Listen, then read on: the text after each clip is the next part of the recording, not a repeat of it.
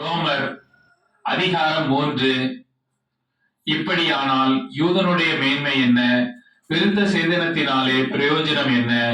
அது எவ்விதத்திலும் மிகுதியாய் இருக்கிறது. தேவனுடைய வாக்கியங்கள் அவர்களிடத்தில் ஒப்புவிக்கப்பட்டது விசேஷித்த மேன்மையாமே. சிலர் விசுவாசியாமற் போனாலும் என்ன? அவர்களுடைய அவிசுவாசம் தேவனுடைய உண்மையை அவமாக்குமோ? அப்படியாக்க மாட்டாது. நீர் உம்முடைய வசனங்களில் நீதிபரராய் விளங்கவும் உம்முடைய நியாயம் விசாரிக்கப்படும் போது வெற்றி அடையவும் இப்படி ஆயிற்று என்று எழுதியிருக்கிறபடி தேவனே சத்தியபரர் என்றும் எந்த மனுஷனும் பொய்யன் என்றும் சொல்வோமாக. நான் மனுஷர் பேசுகிற பிரகாரமாய் பேசுகிறேன். நம்முடைய அநீதி தேவனுடைய நீதியை விளங்க பண்ணினால் என்ன சொல்லுவோம்? கோபாக்கினையை செலுத்துகிற தேவன் அநீதராய் இருக்கிறார் என்று சொல்லலாமா? அப்படி சொல்லக்கூடாது. சொல்லக்கூடுமானால் தேவன் உலகத்தை நியாயம் தீர்ப்பதுபடி அன்றியும் என் பொய்யினாலே தேவனுடைய சத்தியம் அவருக்கு மகிமை உண்டாக விளங்கினது உண்டானால் இனி நான் பாவி என்று தீர்க்கப்படுவானேன். நன்மை வரும்படிக்கு தீமை செய்வோமாக என்றும் சொல்லலாம் அல்லவா? நாங்கள் அப்படி போதிக்கிறவர்கள் என்றும் சிலர் எங்களை தூஷித்து சொல்லுகிறார்களே. அப்படி போதிக்கிறவர்கள் மேல் வரும் ஆக்கினை நீதியாயிருக்கும். ஆனாலும் என்ன, அவர்களை பார்க்கிலும் நாங்கள் விசேஷித்தவர்கள் அல்லவா? எவ்வளவேனும் விசேஷித்தவர்கள் அல்ல. யூதர் கிரேக்கர் யாவரும் பாவத்திற்குட்பட்டவர்கள் என்பதை முன்பு திருஷ்டாந்தப்படுத்தினோமே. அந்தபடியே நீதிமான் ஒருவனாகிலும் இல்லை, உணர்வுள்ளவன் இல்லை, தேவனை தேடுகிறவன் இல்லை. எல்லாரும் வழி தப்பி ஏகமாய் கெட்டு போனார்கள். நன்மை செய்கிறவன் இல்லை, ஒருவனாகிலும் இல்லை. அவர்கள் தொண்டை திறக்கப்பட்ட பிரேத குழி. தங்கள் நாவுகளால் வஞ்சனை செய்கிறார்கள். அவர்களுடைய உதடுகளின் கீழே பாம்பின் விஷம் இருக்கிறது. அவர்கள் வாய் சபிப்பினாலும் கசப்பினாலும் நிறைந்திருக்கிறது. அவர்கள் கால்கள் இரத்தம் சிந்துவதற்கு தீவிரிக்கிறது. நாசமும் நிர்பந்தமும் அவர்கள் வழிகளில் இருக்கிறது. சமாதான வழியை அவர்கள் அறியாதிருக்கிறார்கள்.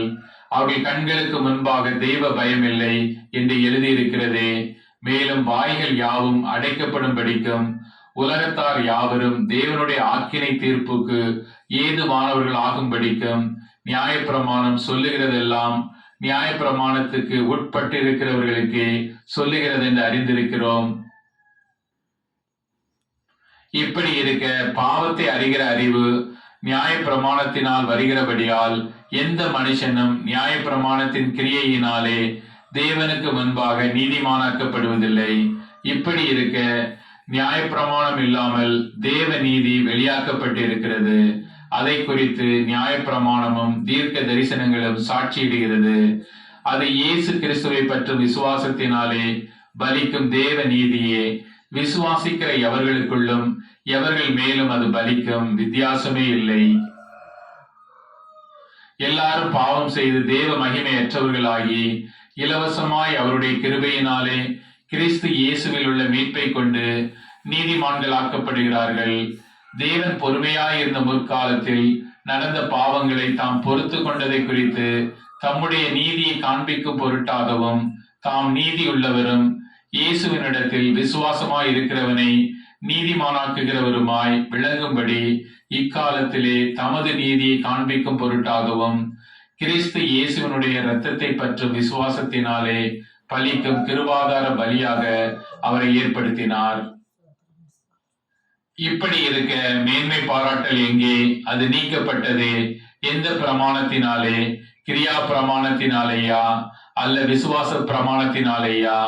ஆதலால் மனுஷன் நியாய பிரமாணத்தின் கிரியைகள் இல்லாமல் விசுவாசத்தினாலேயே நீதிமானாக்கப்படுகிறான் என்று தீர்க்கிறோம். தேவன் யூதருக்கு மாத்திரமா தேவன்? புற ஜாதிகளுக்கும் தேவன் அல்லவா? ஆம், புற ஜாதிகளுக்கும் அவர் தேவன்தான். விருத்த சேதனம் உள்ளவர்களை விசுவாசத்தினாலும் விருத்த சேதனம் இல்லாதவர்களை விசுவாசத்தின் மூலமாயும் நீதிமான்களாக்குகிற தேவன் ஒருவரே. அப்படியானால் விசுவாசத்தினாலே நியாயப்பிரமாணத்தை அவமாக்குகிறோமா? அப்படி அல்ல, நியாயப்பிரமாணத்தை நிலைநிறுத்துகிறோமே. ரோமர் அதிகாரம்